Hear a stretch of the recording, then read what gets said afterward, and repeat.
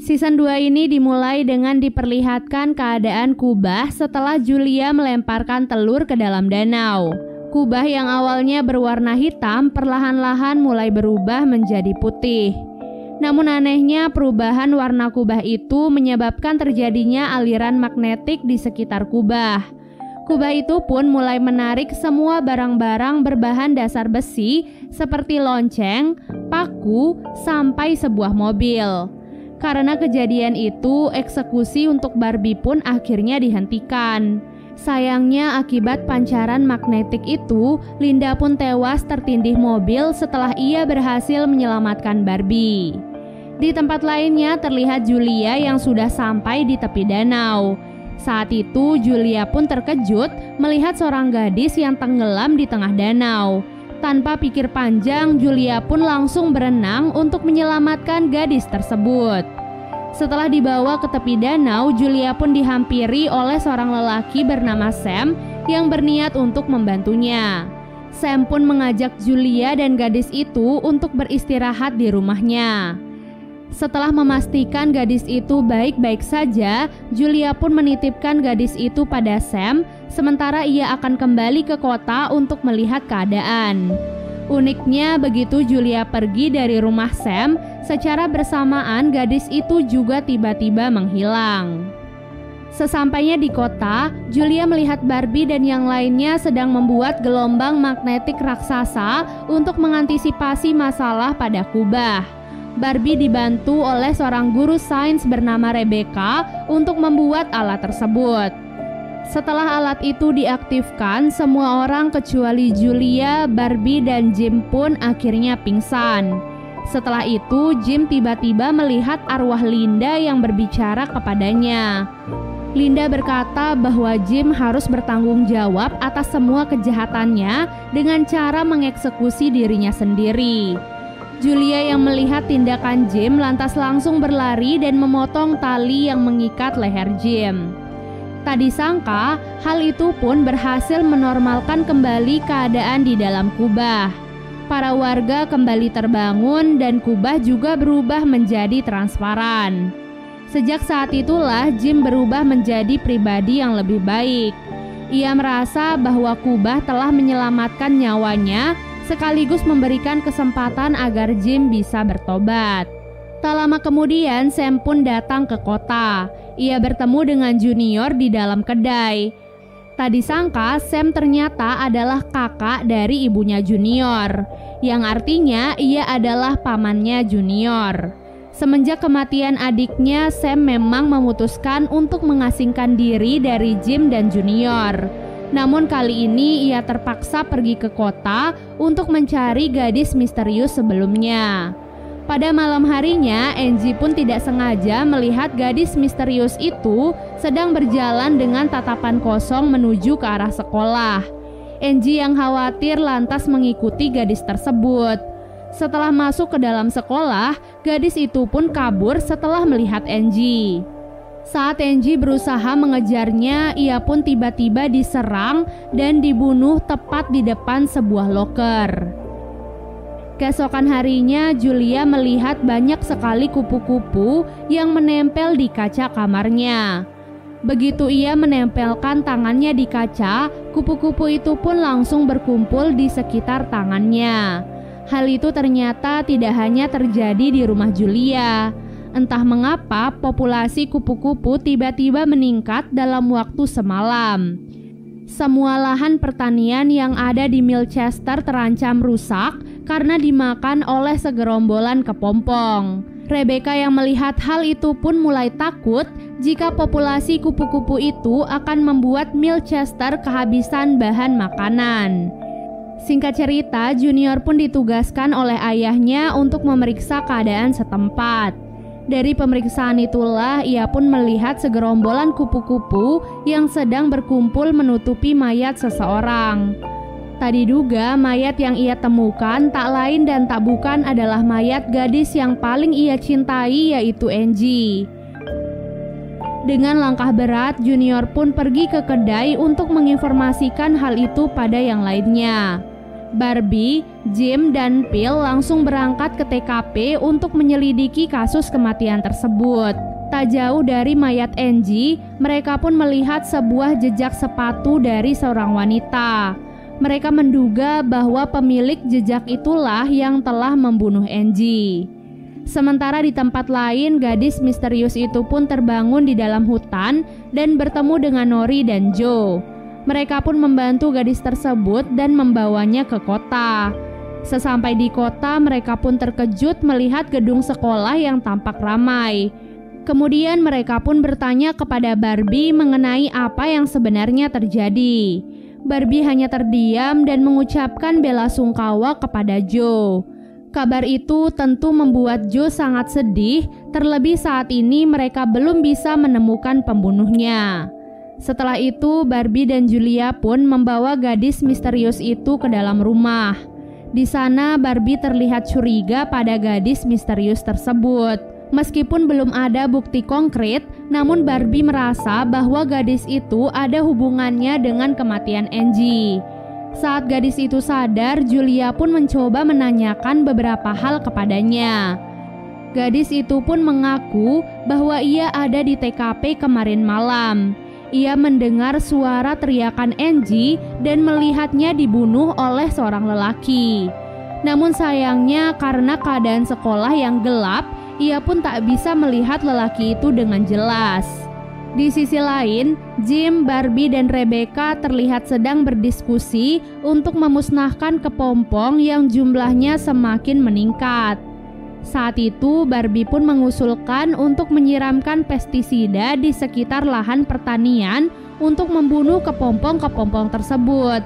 Alhasil, Barbie pun memutuskan untuk menyebarkan pestisida di sekitar kawasan pertanian. Meskipun mengalami sedikit kendala, namun Barbie tetap berhasil melakukan misinya dengan baik. Di waktu yang sama, Julia dan Sam terlihat sedang menyelidiki kasus kematian Angie.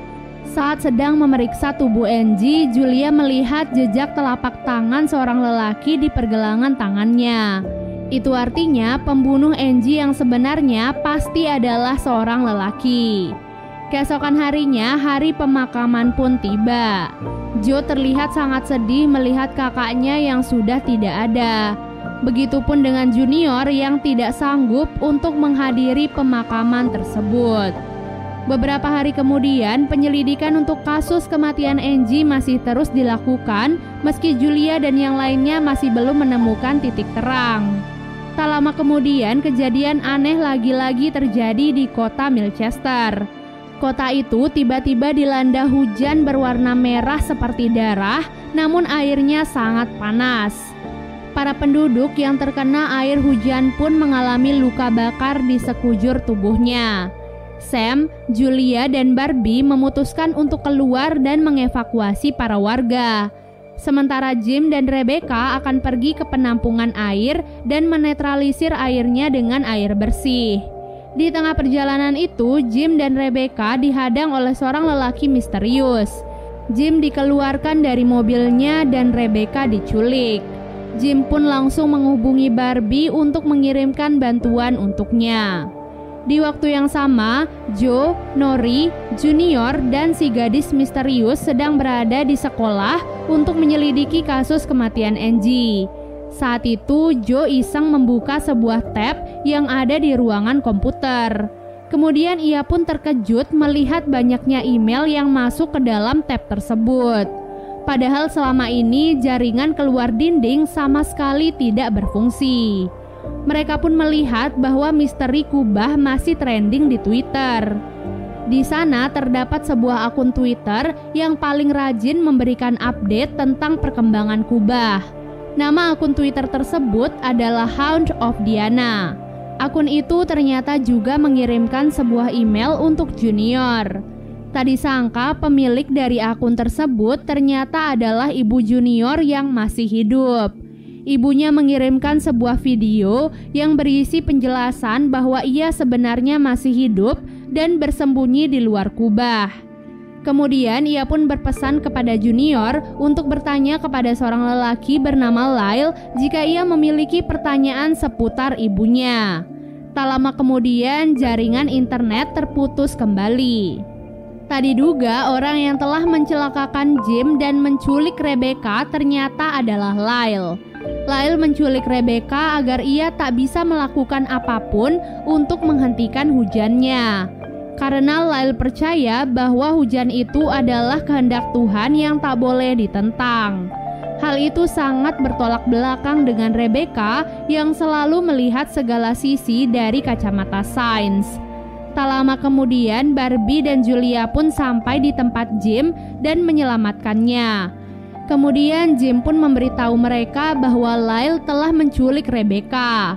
Tak ingin membuang waktu, keduanya pun langsung bergegas mencari Lyle dan Rebecca. Dalam pencarian itu, mereka pun menemukan sebuah foto lawas yang menunjukkan Sam, Lyle, dan Pauline ibu junior di tahun 1988. Setelah menunjukkan foto itu kepada junior, mereka pun mengetahui lokasi Lyle saat ini. Beruntung mereka tiba di saat yang tepat dan berhasil menyelamatkan Rebecca. Lyle kemudian dibawa ke kantor polisi dan akhirnya dipenjara. Setelah itu, Rebecca pun memimpin Barbie dan yang lainnya untuk mengatasi hujan dan berhasil mengubahnya menjadi normal. Setelah itu, Rebecca dan yang lainnya pun kembali berkumpul di kedai untuk membicarakan masalah yang serius. Seperti yang kita ketahui, sumber makanan di kota sudah sangat semakin menipis. Mulai dari rusaknya lahan pertanian, matinya hewan-hewan ternak, serta obat-obatan yang semakin langka. Oleh sebab itulah Rebecca pun mengusulkan agar mereka memperkecil jumlah populasi untuk mengatasi keadaan tersebut. Ia berencana untuk memilih siapa yang berhak bertahan di sana dan siapa yang tidak layak maka terpaksa akan dibunuh. Julia yang mendengar hal itu pun tidak setuju dan menentang ide tersebut. Di sisi lain, Joe, Nori, dan si gadis misterius mendekati sebuah loker tempat terbunuhnya Angie. Anehnya, gadis itu seperti familiar dengan loker tersebut dan bahkan ia bisa membukanya. Usut punya usut, gadis itu ternyata merupakan seorang siswi sekaligus pemilik loker itu di tahun 1988. Kemungkinan ia adalah rekarnasi dari seorang gadis bernama Melanie, atau ia adalah putrinya, atau bahkan dia adalah Melanie sendiri. Joe dan yang lainnya pun langsung memberitahu Barbie tentang hal itu. Alhasil mereka semua pun bekerja sama untuk menemukan informasi tentang Melanie. Setelah ditelusuri, Melanie ternyata adalah gadis yang menghilang beberapa tahun silam. Dari sebuah artikel disebutkan bahwa Melanie berasal dari kota yang sama dengan Barbie. Mungkin itu alasannya mengapa Melanie seringkali merasa tidak asing pada Barbie. Sementara itu, Junior yang berada di kantor polisi bertanya kepada Lyle tentang ibunya. Lyle berkata bahwa ia akan menjawab semua pertanyaan Junior jika ia dibebaskan. Alhasil, Junior pun terpaksa membebaskan Lyle. Sementara itu, Rebecca dan Jim mulai mengumpulkan data-data penduduk untuk disortir. Tanpa sepengetahuan Jim, Rebecca ternyata telah menyiapkan penelitian tentang sebuah virus yang ia dapat dari hewan-hewan unggas yang sudah mati. Rencananya, ia akan menyebarkan virus itu melalui air minum untuk menyortir para warga dengan adil. Jadi, hanya mereka yang tangguh dan kuat yang bisa selamat dari virus tersebut. Kembali kepada Junior dan Lyle.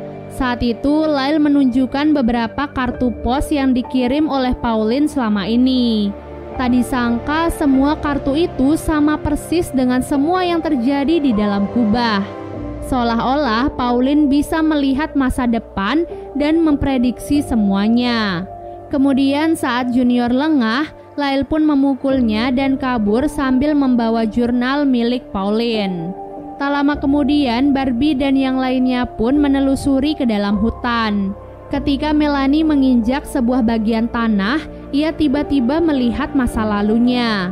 Di sana, ia melihat bahwa ia sedang berada di dalam hutan bersama dengan Pauline, Sam, dan Lyle. Mereka masuk ke dalam hutan setelah melihat beberapa bintang merah muda terjatuh.